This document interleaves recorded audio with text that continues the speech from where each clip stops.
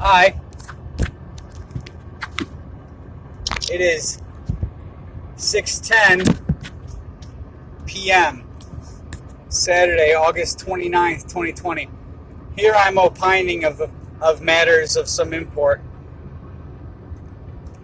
This is totally a pseudo-response to this COVID-19 boogeyman. And you know that if you think about the sectors of industry that love it the most, except for the medical industry, which loves it. Like, they get so much money for every COVID case they intake. Besides them, though, there are 4 businesses that I can think of that absolutely love COVID-19. Google, Verizon, who, like, your whole lives are on these fucking platforms, but you can't, now, they have a plausible excuse not to staff anybody. So, like, you try to get a hold of somebody at Verizon, you pretty much can't without spending, like, half an hour doing it. Google, you can't talk to anybody on the phone whatsoever. Here I am, a writer, and they've programmed nothing but viruses into the particular file that I'm working on, tilting at windmills. You can't talk to anybody.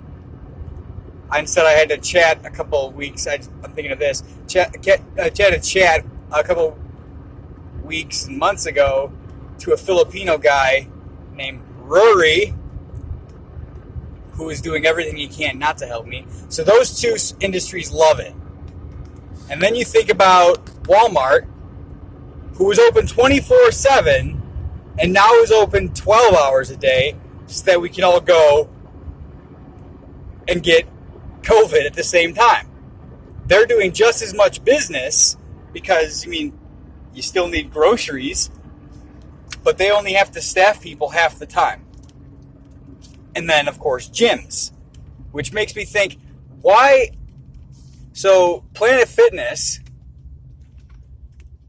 $23 a month gets you the gold membership. But now, and they were open 24/7, and like Walmart, they're open half the time, so that we can all go there, make sure to get in at the same time to go get COVID-19 together. But I'm thinking, if they're only open 12 hours a day as opposed to the normal 24 before the boogeyman came, why aren't I paying half of that $23? Which, it's not the $23 that I find fault with. It's that I only get half the service. They put some like foam pads in the shape of little, triangle, little flags, with, like, that says cleaning station. Now they have automatic paper towel dispensers to make things so much safer. If you fear this fucking thing, then don't go in public, first of all. But why aren't I paying less than? Why are we not paying half of our membership fees, seeing as how we get half of the time frame which we used to be able to utilize the gym?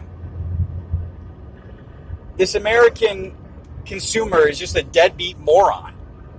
Just, like, accepts what the news tells it. That's why they stopped teaching civics classes like 30 years ago as an international agenda to dumb down this dumb fucking America. And it is dumb. And it's like, everyone is so pretentious. They're like, no, I'm totally conscientious of everybody else's needs. They're afraid to say what kind of bullshit this is, lest they be seen as selfish. This is America. If you feel unsafe, you didn't feel unsafe in February, no one was dropping dead, then why do you feel unsafe now? But if you do feel unsafe, don't go in public. I should have the right as an American to not care about contracting this virus that nobody fears, but the news tells us all that we're super afraid. They keep showing statistics on the news every day about the number of deaths. So a week or two ago, there was like, let's say a round number, 7,000 deaths in Illinois caused by COVID-19. You got to assume that 6,900 of those deaths were the elderly. So it was a compounded thing. It wasn't just like they contracted this thing, they were healthy, and then all of a sudden they died. That is a very rare instance. So if all of those seniors were utilizing at least $20,000 a year in, Social Security, Medicare, Medicaid, whatever those programs are that, keeps them, going to their doctor's appointments, receiving prescriptions, yada, yada, yada. That means that the Illinois government just saved $140 million, which also makes you know that this is a pseudo-response imposed by international forces because some brilliant writer took up the pen in the name of Christ, and they're like, forget that, because I used to go to like 6 Planet Fitnesses a day and type on the treadmills, and it made their surveillance a lot more difficult. But I mean, in any other instance, the government would love this thing because it wipes out so much of that entitlement off of their budget, having to keep grandma and grandpa alive, who have passed retirement age. It's just all a pseudo-response. And Americans are afraid to, challenge it. Because if you're afraid of this thing, then don't go in public. Don't impose masks on those with excellent immune systems who don't give a shit about catching it. It'll be a little fever for me and for most of the people. And there was a Virginia congresswoman who I saw on PBS say the most ignorant thing I've ever heard a politician say. If you don't wear a mask, you're pretty much telling me how you feel about black and brown people. It's like, oh my God. Not even a race issue. She makes the race issue because she said it disproportionately affects minority communities. Damn it, Roscoe! Get that mask off your face! Don't you know the COVID disproportionately affects minority communities? And that's literally what this woman thinks. That all white people are just like, yeah, forget this. It's going to make Shaquifa sick. I'm going to take this mask off. No, it's because it's stupid.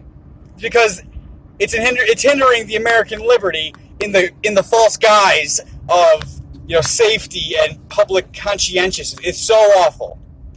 America, wake up. Except for the president, who I rather like, I would say unseat everybody in government to let them know what kind of disgusting, awful, false presumption this all is. A false premise, that is, that they all go about to let China and India and everyone else tell Americans what they're going to do.